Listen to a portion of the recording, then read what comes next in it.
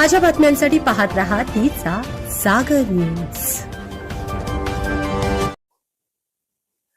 निवडणुका झाल्या, नगरसेवक निवडूनही आले, जनतेनं विश्वास दाखवला, विकासाच्या बाता झाल्या आणि अगदी सुरुवातीला म्हणजे निवडणुका झाल्यानंतर पद प्रमाणपत्र हातात घेतल्या घेतल्या नगरसेवक पदाचं सगळ्यात मोठा खेळ रंगला खुर्चीचा।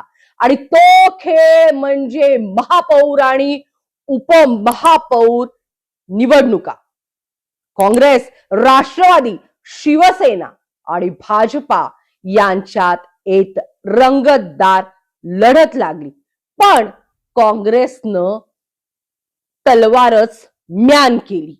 बरोबर, सांगली मिरज कुपवाड महानगरपालिकेत असंच काही नाट्य रंगलं।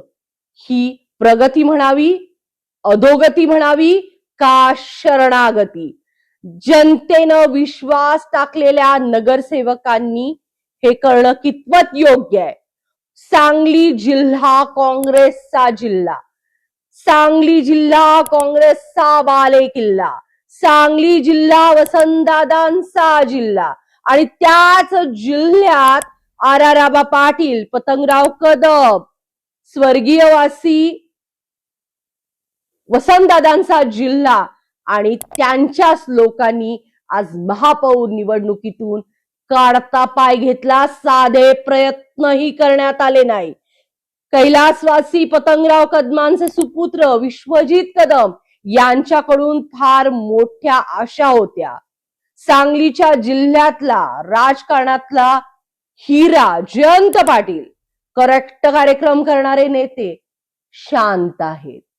आणि सगळ्यात महत्वाचा, सध्याचे सांगली जिल्ह्याचे खासदार यांनीही महापौर काँग्रेसचा व्हावा यासाठी विशेष प्रयत्न केलेले दिसत नाही। साधा अर्ज देखील भरला नाही। निवडणुका अनेक अशा झाल्या, तुम्हाला माहितीये मागच्या 2.5 वर्षात भाजपा सिंगल लार्जेस्ट पार्टी असताना देखील जयंत पाटलांनी थेट राष्ट्रवादीचा महापौर बसवलेला होता। त्याच्यासाठी राजकारण केलं, फोडाफोडीचं राजकारण केलं, अनेक गोष्टी केल्या, पण हार मानली नाही आणि भाजपा सत्तेत असताना देखील राष्ट्रवादीचा महापौर जयंत पाटलांनी बसवला। एकूणच यावेळची ही दुःखी गोष्ट आहे की महापौर निवडीत काँग्रेसनं शरणागती पत्करली का? हा राजकीय स्टंट आहे? नेमकं घडलं काय? कारण निवडणुकांच्या तिकीट वाटपापासूनच राजकारण घडत होतं। 4 इथं दे, तुला मी 4 सोडतो, इथं 4 तू आम्हाला दे, इथं ह्या वॉर्डात मी तुला बाय देतो, असं म्हणून तमाम सर्वसामान्य जनतेच्या डोळ्यात सर्वांनीच माती टाकलेली आहे। काही लोक, काही नेते, काही नगरसेवक याला अपवाद आहेत, परंतु या मोठ्या पक्षांनी मात्र म्युच्युअल अंडरस्टँडिंग करून तिकीट वाटपापासून डाव रचला, तो अगदी महापौर निवडीपर्यंत हा डाव मात्र त्यांनी खेळला, तो सांगली मिरज कुपवाड महानगरपालिकेत। अर्थातच राजकारणात आणि म्हणतात ना, लढाई में और प्रेमात आणि लढाईत सगळंच माफ आहे। भाजपानं तसं काही चुकीचं केलं नाही, बरोबर वेळ साधली आणि समोरच्याला चितपट केलं। हा भाजपाचा विजय होता, कारण 39 फक्त सीट्स मिळालेल्या बहुमताकडे पोहोचू शकत नव्हते, परंतु त्यांनी ट्रिक केली किंवा बोलण्यातून चंद्रकांत दादा पाटील मंत्री आणि शेखर इनामदार यांनी आपले आयडियाज चालवून राजकारण करून शेवटी बिनविरोध महापौर आणि उपमहापौर निवड केली। सर्वांना एकसंध घेऊन हे सगळे गेले। मात्र सांगलीतली काँग्रेसचं हे वागणं कितपत योग्य आहे? जनतेनं काँग्रेसच्या नगरसेवकांना निवडून दिलं, हे योग्य होते का? प्रयत्न तर कदाचित करायला हवे होते। याबाबतचा हा माझा स्पेशल रिपोर्ट अशी सोशल मीडियावरती चर्चा आहे, मी म्हणत नाही, अनेक सोशल मीडियावरती चर्चा आहे अशा अनेक घटना आमच्याकडे आहेत, अशा अनेक बाईट्स आमच्याकडे आहे. नमस्कार, मी शर्वरी पवार आणि आपण पाहताय तीचा जागर न्यूज. माझा हा स्पेशल रिपोर्ट. सांगली मिरज कुपवाड शहर महानगरपालिकेत भाजपाचा वारू चौफेर उधळण्यास रोखण्यात काँग्रेस, दोन्ही राष्ट्रवादी आणि शिंदेची शिवसेना यांना यश आलं. भाजपा 39 जागांवर म्हणजे अगदी काठावर पास झाली. महापौर पदासाठी भाजपाला एक जागा आवश्यक होती, ती कुणाकडून घ्यायची यावर बराच खल झाला. शिंदेच्या शिवसेनेचे 2 नगरसेवक सोबत आले असते तर महापौर पदासाठी आवश्यक संख्याबळ आरामात गाठलं असतं. परंतु स्थायी समिती सभापती पदाच्या खेळात गोंधळ कायम राहिला असता. त्यामुळे भाजपला साथ हवी होती तर शरद पवारांच्या राष्ट्रवादीची किंवा अजित पवारांच्या राष्ट्रवादीची, शरद पवारांच्या राष्ट्रवादीचे सदस्य 3 तर अजित पवारांच्या राष्ट्रवादीचे सदस्य संख्याबळ 16. अखेर खेळ रंगला, चर्चा रंगली. अजितदादांच्या अकाली निधनानंतर हादरलेल्या आणि राज्यात काही प्रमाणात भाजपच्या विचाराने चालणाऱ्या राष्ट्रवादीकडून खाली निरोप आला. भाजप सोबत चला. राष्ट्रवादीच्या 16 सदस्यांचा भाजप सोबत सत्तेला हिरवा कंदील दाखवला गेला आणि महापौर निवडीची प्रक्रिया सुरू झाली. भाजपकडून अपेक्षेप्रमाणे धीरज सूर्यवंशी यांच्या नावाची घोषणा झाली. गेल्या पंचवार्षिक काळात उपमहापौर, स्थायी समितीचे सभापती आणि महापौर निवडीचे उमेदवार अशी सगळी पदे उपभोगलेल्या सूर्यवंशी यांच्यावरील चंद्रकांत दादांचे प्रेम आजही कायम असले हे स्पष्ट दिसलं ते शेखर इनामदार यांच्या मध्यस्थीमुळेच. या निवडीच्या निमित्तानं समोर आलं. सूर्यवंशी यांची उमेदवारी निश्चित झाल्यावर उत्सुकता होती, राष्ट्रवादीकडून कोणाला उपमहापौर पदासाठी संधी दिली जाईल. त्याची अपेक्षेप्रमाणे कुपवाडला संधी दिली गेली आणि गजानन मगदुम यांना लॉटरी लागली. दीर्घकाळ मनपाच्या राजकारणात हुकमी एक्का राहिलेला गजाभाऊंना संधी मिळाली. सूर्यवंशी मगदुम अर्ज दाखल करणार हे निश्चित होतं. आता प्रतीक्षा समोरून काय होणार याची. काँग्रेसकडे 18 नगरसेवक होते. शरद पवारांच्या राष्ट्रवादीचे 3, संख्या होती 21.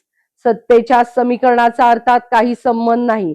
मात्र या संख्येत अजित पवारांचे 16 आणि शिवसेनेचे 3 असे एकूण 39 व्हावेत आणि भाजप समोर किमान आव्हान उभे करावे अशा खेळी काँग्रेसकडून खेळल्या गेल्या नाहीत.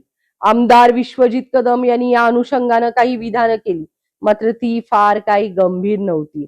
अन्यथा फोडाफोडी, नगरसेवकांना एकत्र करणे, त्यांच्या बैठका घेणे काहीतरी घडले असते. ते घडलेच नाही. याचा अर्थ सरळ आहे, काँग्रेसला यावेळी महापौर पदासाठी जुळवाजुळवच करायची नव्हती. खासदार विशाल पाटील तर या खेळातून बाजूला राहणं पसंत केलं. अजितदादांच्या निधनानं राज्यात अस्वस्थता होती. त्यात भाजपनं राष्ट्रवादीला आव्हान केलं आणि ते सोबत आले. खेळ संपला. सत्ता मजबूत झाली. शिंदेच्या शिवसेनेला पुन्हा गुलालात खेळण्याचे लागलेले डोहाळे मागे पडले.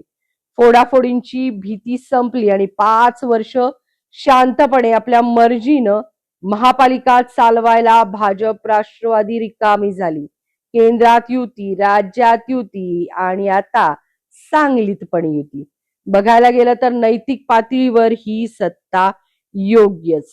विषय येतो तो काँग्रेसचा. त्यांनी इतक्या सहजासहजी बाय देणं अपेक्षित नव्हतं, कारण काँग्रेसवर जनतेनं विश्वास टाकला होता. काँग्रेसचे नेते कुणासोबत अंडरस्टँडिंग करत आहेत हे कळू नये इतकी जनता दूधखुळी राहिलेली नाहीये. संबंध निवडणुकीत काँग्रेस नेत्यांनी भाजपच्या काही उमेदवारांना सोपे जावे अशी मांडणीच तिकीट वाटपाच्या वेळी केली होती. आपापले समर्थक निवडून द्यावेत यासाठी तडजोडी झाल्या होत्या. महापौर पदाच्या निवडीत तेच घडलं. काँग्रेसनं ठरवलं असतं तर विरोधकांची किमान एक बैठक झाली असती, किमान चर्चा घडल्या असत्या, किमान जिवंतपणा दिसला असता, किमान राजकीय पोक्तपणा जाणवला असता. सांगलीत विरोधी पक्ष जिवंत आहे याची जाणीव सांगलीच्या जनतेला झाली असती आणि आमचं मत मात्र वाया गेलं नाही ह्याची मतदारांना खीव आली नसती. मात्र यापैकी काहीच घडलं नाही. काँग्रेसची ही शरणागती सांगलीतील पक्षाच्या राजकीय वाटचालीसाठी अधोगतीचं लक्षण मानलं जाते. लढण्याआधीच तलवारी म्यान करणं हे भ्याड प्रवृत्तीचं लक्षण मानलं जाते, अशी चर्चा आता सांगलीत रंगू लागली. या स्थितीत काँग्रेसनं उमेदवारी दिली असती, अर्ज भरला असता तरी पुरेसं होतं. लढूच नये ही मानसिकता कशासाठी? भाजपनं धीरज सूर्यवंशी यांना दिलेली उमेदवारी काँग्रेसच्या कोणत्या नेत्याचा विरोध मावळायचे कारण होती का, याचीही चर्चा होताना दिसतेय. ज्या राष्ट्रवादीसाठी काँग्रेसनं 22 ठिकाणी जागा सोडल्या, काँग्रेसच्या मातब्बर गटांना कुरबुर न करता घड्याळ हाती बांधायला दिलं, त्या राष्ट्रवादीने भाजप सोबत इतक्या सहजपणे संधान साधावं आणि काँग्रेसवर त्यावर काहीच बोलू नये, हेही धक्कादायक. काँग्रेसचे शहर जिल्हाध्यक्ष राजेश नाईक म्हणतात, खरं तर महापौर पदाची निवडणूक राष्ट्रवादी काँग्रेसने लढवणं अपेक्षित होतं. त्यांना आम्ही पाठिंबा देणार होतो. तेच भाजप सोबत गेल्याने विषय संपला. या तडजोडी आगामी काळात महापालिकेच्या निर्णयामध्ये दिसू नयेत, हीच सांगलीकरांची अपेक्षा. नाहीतर सांगलीकरांचा खेळ खंडोबा झाला आणि मताचं पार बट्ट्याबोळ झालं. अन्यथा सारेच मिळून खाऊ प्रवृत्ती बोकाळू शकते. ती रोखायची असेल तर काँग्रेसला विरोध जिवंत ठेवावा लागेल. पण या महापौर पदाच्या निवडणुकीतच काँग्रेसचं गुण मात्र दिसून आलं, असं आता कोपऱ्या कोपऱ्यावर मात्र त्या दिवशी चर्चा सुरू होती. त्यासाठी काँग्रेस नेत्यांचा स्वाभिमानी जागा व्हायला हवा. त्यांचेच भाजप नेत्यांची अंडरस्टँडिंग असेल तर काँग्रेस कार्यकर्त्यांनी बघायचं कुणाकडं. कोल्हापुरात बंटी पाटील लढत आहेत, चंद्रपुरात विजय वडेट्टीवार संघर्ष करतायत, लातूरला अमित देशमुख भाजपला अंगावर घेत आहेत, सांगलीत विशाल पाटील आणि विश्वजित कदम हे दोन युवा चेहरा काँग्रेसची ओळख आहेत, रक्तात काँग्रेस असल्याचं ते सांगतात. मात्र काँग्रेससाठी ताकद लावायची वेळ जेव्हा येते, तेव्हा झोकून द्यायची वेळ येते, तेव्हा हे रक्त का बरं गोठतं, असा सवाल आता लोकांना पडलाय.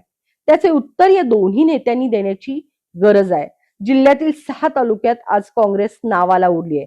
तिथे लढायला माणसं नाहीत, पक्षाला चेहरा नाही. ही स्थिती राहिली तर सांगली मिरजेत देखील काँग्रेस समोर कठीण आव्हान उभे राहू शकते. त्याआधी काँग्रेस लढाई वृत्ती दाखवेल का, हा मात्र कळीचा मुद्दा राहील. परंतु भाजपानं मात्र एकदम चांगली बॅटिंग या ठिकाणी केलेली आहे. महापौर या निवडीत जे औटी हे अडचण होत होते, त्यांना अगदी सुरुवातीलाच त्यांनी गटनेता पद देऊन विरोध बाजूला केला. आमदार सुरेश खाडेंनी या ठिकाणी विशेष मदत केली. विरोध बाजूला झाला आणि अत्यंत उत्तम अशी बॅटिंग सुरेश खाडेंनी केली. यानंतर उत्तम बॅटिंग केली ती शेखर इनामदार आणि चंद्रकांत दादांनी. शेखर इनामदार हे या सगळ्यात किंग मेकर ठरले आणि विरोधकांची मोठ बांधण्यापासून ते अंडरस्टँडिंग शेवटपर्यंत करण्यात शेखर इनामदारांची महत्वाची आणि चांगली भूमिका आहे. आणि राजकारणात या अशाच गोष्टी करायच्या असतात आणि जिल्ह्यातच नाही तर आता राज्यात या गोष्टींचं कौतुक होत आहे. काय वाटतं आपल्याला दर्शक हो, काँग्रेसनं जो या ठिकाणी चुकीचा निर्णय घेतलाय असं तुम्हाला वाटतंय का? काँग्रेसला ज्यांनी मतदान दिलंय त्यांनी आपल्या नेत्याला, आपल्या नगरसेवकाला प्रश्न विचारा की महापौर पदाची निवडणूक का निवडली नाही, आणि माझ्या कमेंटमध्ये उत्तर द्यायला विसरू नका. नमस्कार, मी शर्वरी पवार आणि आपण पाहताय तिचा जागर न्यूज.